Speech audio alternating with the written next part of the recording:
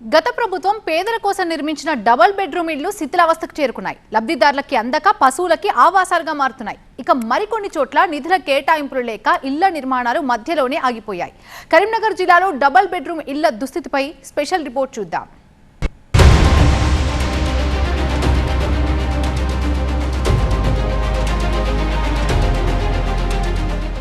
గత ప్రభుత్వం హయాంలో పేద బడుగు వర్గాలకు ఆవాస కల్పనే లక్ష్యంగా డబుల్ బెడ్రూమ్ ఇళ్ల నిర్మాణాలు చేపట్టారు. ఉమ్మడి కరీంనగర్ జిల్లాలో ఈ ఇళ్లు చాలా వరకు అసంపూర్తిగానే ఉండిపోయాయి. నిర్మాణం పూర్తయిన ఇళ్లను లబ్ధిదారులకు పంపిణీ చేయలేదు. ఇప్పుడు సర్కార్ మారింది. కాంగ్రెస్ ప్రభుత్వం డబుల్ బెడ్రూమ్ ఇళ్ల పంపిణీకి ఎలాంటి విధానం అనుసరిస్తుందన్న దానిపై ఇంకా స్పష్టత రాలేదు. మరోవైపు లబ్ధిదారులు తమకు ఇళ్లను తొందరగా పంపిణీ చేయాలని కోరుతున్నారు.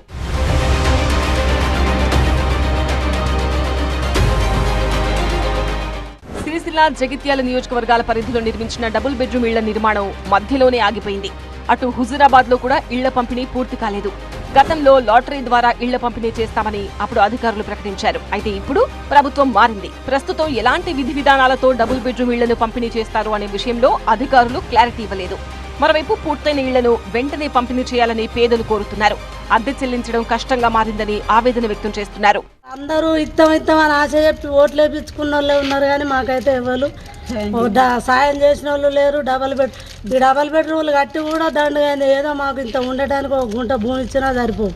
ఇవి కట్టిళ్ళు ఇవ్వలేదు, చేయలేదు, ఒకటి ఖరాబ్ అయిపోతాయి.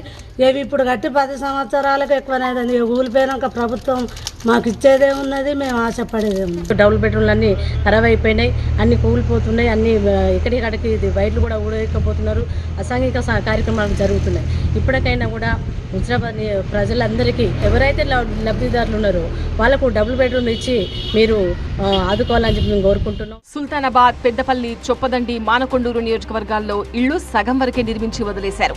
వీటి నిర్మాణం పూర్తి చేయడానికి మళ్లీ ప్రత్యేకంగా నిధులు కేటాయించాల్సి ఉంటుందంటున్నారు అధికారులు.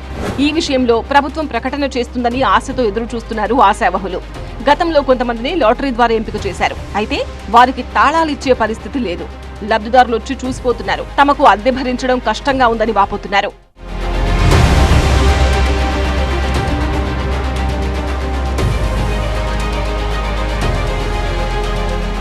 మెజారిటీ ప్రాంతాల్లో ఇళ్ల నిర్మాణం మధ్యలోనే ఆగిపోవడంతో అవి పశువులకు ఆవాసంగా మారిపోయాయి.